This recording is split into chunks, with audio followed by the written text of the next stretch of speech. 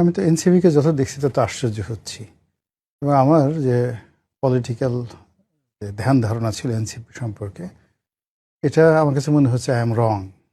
আমি এখনও এনসিপিকে মূল্যায়ন করে, মানে নাহিদ ইসলাম, হাসনাত, সার্জিস, আমার কাছে মনে হচ্ছে ওদের কাছে আমি শিশু, অবোধ শিশু এখন পর্যন্ত। এর কারণ হলো, যখন তারা মানে মন্ত্রী হয়ে গেল অল অন এ সাডেন, এবার সারপ্রাইজ, এটা কী করে হলো?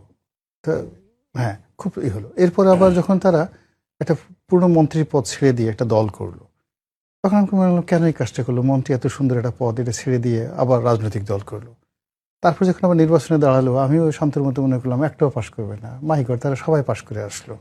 আবার পাশ করার পর মনে হলো যে তারা জামাতে বিলীন হয়ে গেছে, জামাতের বাইরে তাদের কোনো হবে না। এখন তাদের নড়াচড়া দেখে মনে হচ্ছে যে তারা অতীতের যে কোনো সময় আসছে, এখন তারা শক্তিশালী। এখন সব রাষ্ট্রদূতরা আবার তাদের সাথে গিয়ে দেখা সাক্ষাৎ করছে, বিভিন্ন লোক জামাতে যোগদান না করে এনসিপিতে যোগদান করছে।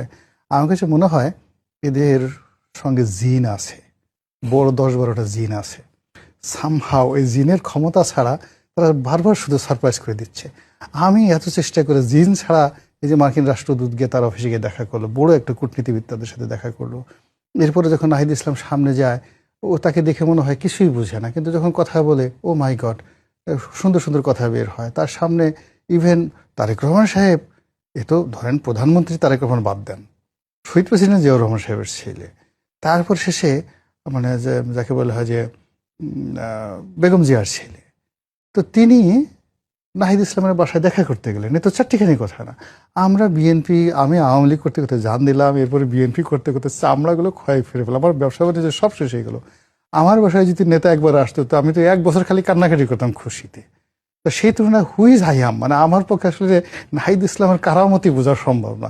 এর সাথে অ্যাটলিস্ট 1 ডজন জিন আছে, এবং বড় বড় পাওয়ারফুল জিন আছে। ওই জিন দিয়ে, ও চালান দিয়ে একবার জামাতের আমিরকে পাগল বানাই ফেলে, আর একবার তারেক রহমান সাহেবকে পাগল বানাই ফেলে, আবার সালাউদ্দিন সাহেবকে পাগল বানাই ফেলে। এখন এই এমন করে রাষ্ট্রদূতকে পাগল বানাই ফেলে। এই যে কি করতেছে, মিনিমাম আমার কাছে মনে হচ্ছে রাজনীতিতে এনসিপি এখন যা করছে